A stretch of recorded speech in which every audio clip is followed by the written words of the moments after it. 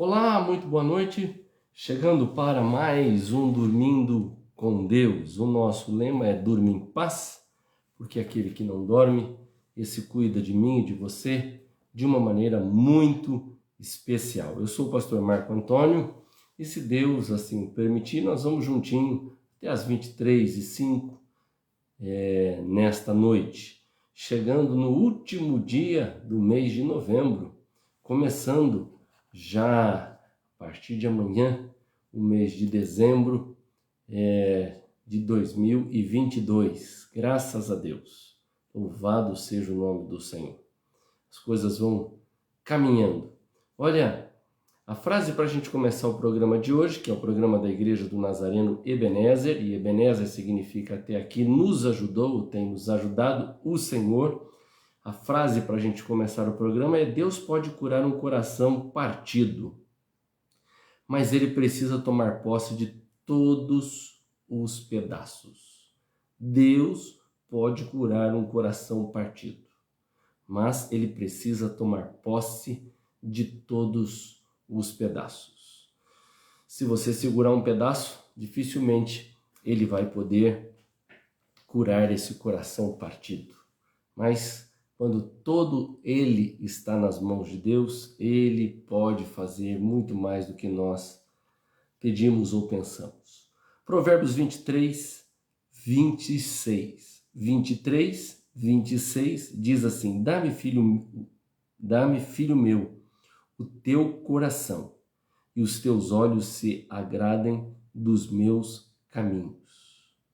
Provérbios 23, 26 diz: Dá-me, filho meu, o teu coração, e os teus olhos se agradem dos meus caminhos. Que possamos dar todo o nosso coração ao Senhor, em nome de Jesus. Acabando de chegar lá da casa da nossa irmã Rita, temos nossa casa de paz, sempre nos reunindo, e é tão bom podermos estar juntos, orarmos juntos, cantarmos juntos, como nós já fizemos hoje, e também um cafezinho vai bem, tomamos juntos também um café.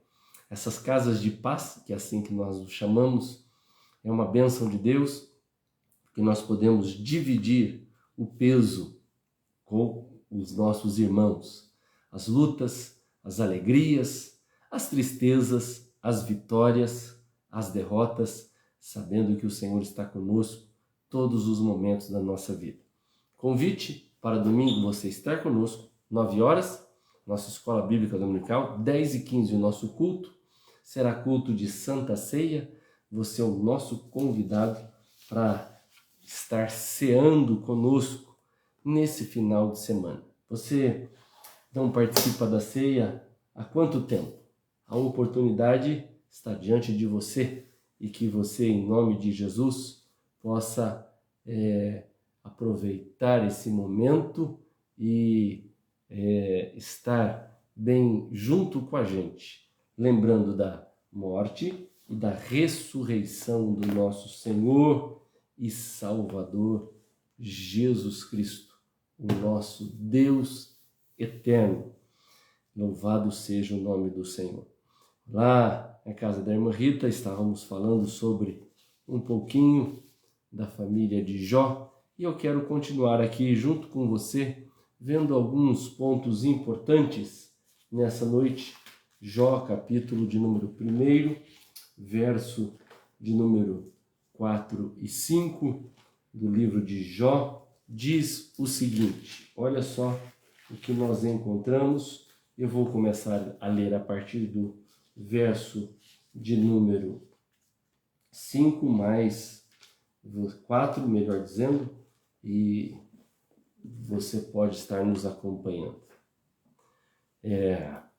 Diz assim: os filhos dele iam às casas uns dos outros e faziam banquetes, cada um por sua vez, mandavam convidar suas 3 irmãs e a comerem e a beberem com ele.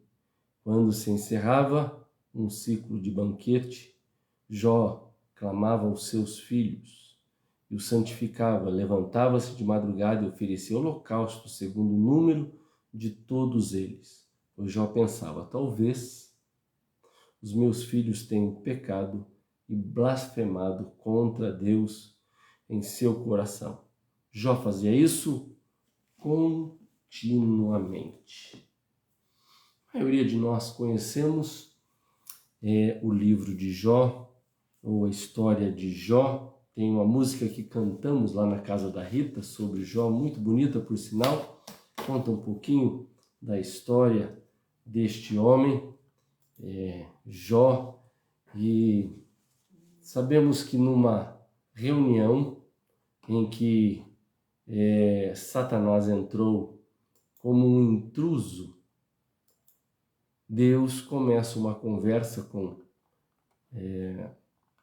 a pessoa de Satanás, dizendo assim, você viu meu servo Jó? Homem íntegro, reto, temente a Deus, e que se desvia do mal. Isso foi o que Deus falou a Satanás a respeito de Jó. É impressionante porque não foi Satanás que começou a condenar ou acusar a Jó. A iniciativa é de Deus e de falar de Jó a respeito de quem ele era.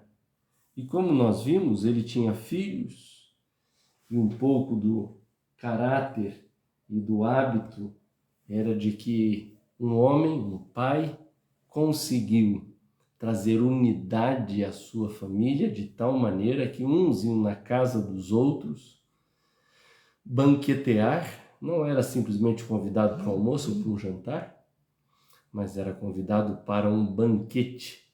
E então Jó também sacrificava pela vida deles. Era um estilo de vida e um caráter bem diferente de toda a normalidade. Deus fala a respeito de Jó, que era homem íntegro, reto, temente ao Senhor. A pergunta que nós fizemos ali na Casa de Paz ecoa para esse momento, que é a seguinte: o que é que Deus diria de você a Satanás? O que é que Deus diria de mim, de você a Satanás? O que é que o Senhor iria descrever de mim e de você perante a Satanás? Essa é uma pergunta muito importante. Nós vemos as qualidades e o estilo de vida de Jó, que era completamente diferente. Porque o Senhor disse, olha, você viu? Viu esse camarada? Esse camarada é diferente. E ele tinha atitudes de homem diferente. E então nós encontramos que Satanás responde, o nosso acusador responde para Deus dizendo assim, olha, ele é assim porque o Senhor faz tudo por ele, tira as coisas. Quero ver como é que ele vai reagir.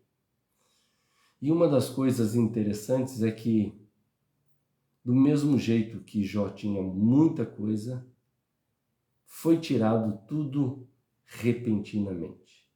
E aí que vem uma lição muito especial. Se tirar algumas coisas da minha vida ou da sua vida, como você vai reagir? Porque olha que o que foi tirado de Jó são coisas relevantes. Primeiro, seus filhos de mais relevante. Seus filhos foram tirados. Veio a notícia dizendo que eles morreram. O gado, as ovelhas, os funcionários, todos eles.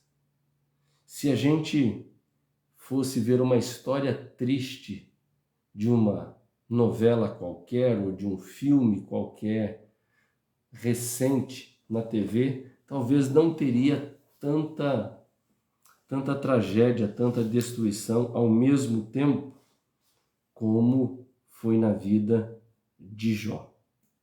É uma história de perdas, uma história triste de como alguém consegue perder tanta coisa ao mesmo tempo. E uma das coisas que vai revelar quem somos é justamente nas perdas que vão acontecendo na nossa vida. Quando as perdas chegam na sua vida, como você reage? Qual é a tua reação em meio às perdas? As perdas desse servo de Deus foram profundas. E quando a gente lê a respeito das perdas, no final diz assim: em tudo isto Jó não pecou, nem atribuiu a Deus falta alguma. Quando as perdas começam a chegar na nossa vida, a nossa tendência é atribuir a Deus e culpar a Deus e jogar toda a culpa em cima do Senhor. Não foi isso que Jó fez. Não. Não foi, não. Ele diz: nu saí do ventre da minha mãe, nu eu voltarei. O Senhor Deus deu, o Senhor tomou, bendito seja o nome do Senhor. Como você tem lidado com as perdas? Você tem culpado a Deus, achando que Deus tem culpa por esta situação? Você tem se entristecido? Hoje é um tempo especial, um tempo em que Deus está usando desta palavra para que seu coração, sua vida possa ser mudada. Às vezes você acha que é o único ou a única que sofreu perdas, mas não é. E aqui, Jó não pecou em absolutamente nada. Quando a gente olha para os versos de número 9 e 11, nós encontramos os questionamentos de Satanás em relação à fidelidade de Jó. Veja só que os questionamentos de Satanás em meio à fidelidade de Jó, diz assim: Satanás respondeu ao Senhor: será que é sem motivo que Jó teme a Deus? Na verdade, que tu mesmo puseste uma cerca ao redor dele, da sua casa e de tudo que ele tem. Abençoaste a obra das suas mãos, e os seus bens se multiplicaram na terra. Mas estende a tua mão e toca em tudo o que ele tem, para ver se ele não blasfema contra ti na tua face. Olha, uma coisa muito importante é que a nossa felicidade não pode estar baseada naquilo que nós temos. Satanás disse: olha, toca em tudo que tudo que ele tem, quero ver o que vai acontecer. Se a felicidade de Jó estivesse baseada naquilo que ele tem, quando tudo se vai, poderia afundar. Mas não foi isso que aconteceu. A minha e a sua felicidade não pode estar de maneira nenhuma baseada naquilo que temos.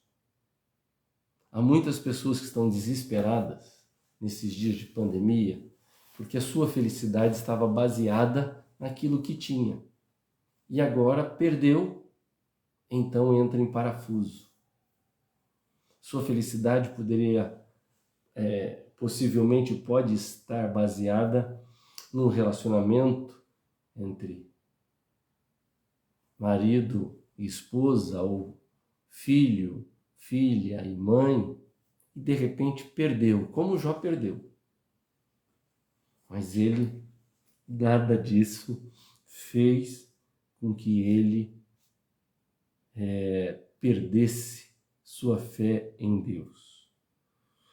Quando nós olhamos aqui no capítulo de número 2, a respeito da atitude da mulher de Jó, e eu quero chamar a sua atenção, porque agora o Senhor dá permissão para que fosse tocado na saúde de Jó, mas que não matasse.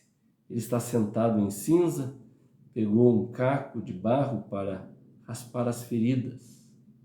Então a mulher dele disse: você ainda conserva a sua integridade? Amaldiçoa a Deus e morre. Mas Jó respondeu: você fala como uma doida. Temos recebido de Deus o bem. Por que não receberíamos também o mal? E em tudo isso, Jó não pecou com os seus lábios.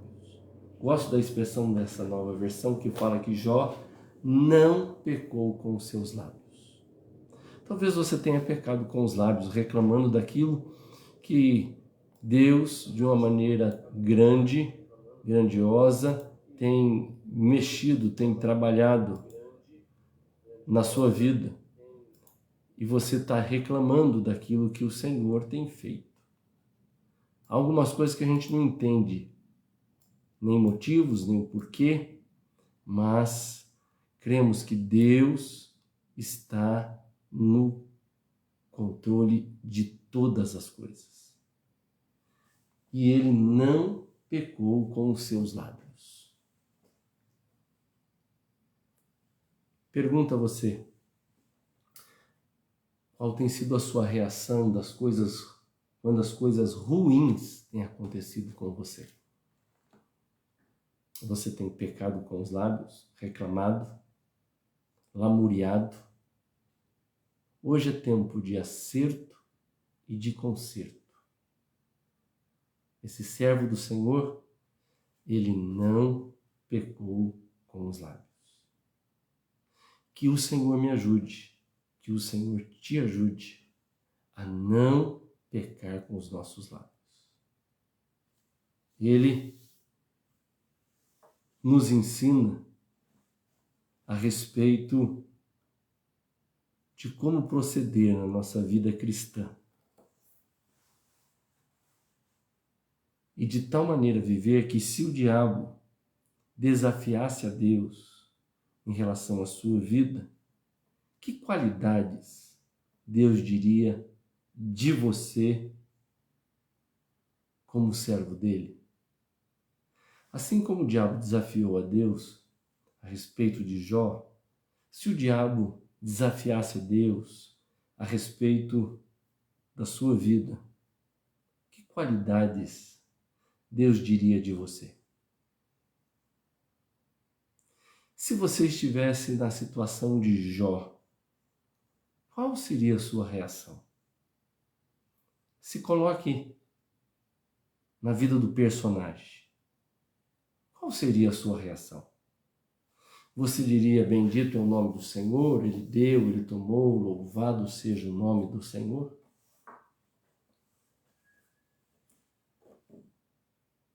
Que atitudes você pretende tomar a partir desta mensagem? Você pode enumerar quantas coisas o Senhor já te deu? E você lembra de alguma que o Senhor tirou de você? E quando Ele tirou, qual foi a sua reação? Que em nome de Jesus, a nossa felicidade não possa estar apoiada em coisas que o Senhor nos deu. E aí tira, mas que a nossa felicidade possa estar apoiada no soberano Senhor da nossa vida. Amém? Vamos orar. Há pedidos de oração aqui no nosso programa hoje. Eu quero, então, lembrar deles. Boa noite, a paz do Senhor. Dona Cacilda, de São Paulo. Ritinha, estava extraordinário estar junto com você lá na sua casa. junto com as pessoas que você recebeu.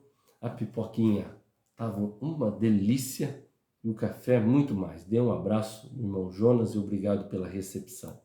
Irmã Luzia, Deus te abençoe a senhora, em nome de Jesus. Dona Maria Bueno, que Deus te abençoe, viu? Saudades. Mande um abraço ao meu amigo Valdir. Minha tia lá de Souza, um abraço. Ana Cacilda está pedindo oração pela Larissa, filha da amiga, que está com câncer no seio. Precisa de cirurgia, vamos orar. Também a dona Lourdinha, que está lá em Minas, Uai, sou. E está pedindo para a Cássia, que está com virose. Então, vamos orar pela Cássia, pelo pastor Marlon, em nome de Jesus. Muito bem, vamos clamar ao nosso Deus. Senhor, nosso Deus e nosso Pai. Nessa hora, colocamos a Larissa na tua presença. Ó Deus, o Senhor sabe e conhece todas as coisas. Clamamos para que esse câncer venha secar em nome de Jesus. Coloque as tuas mãos.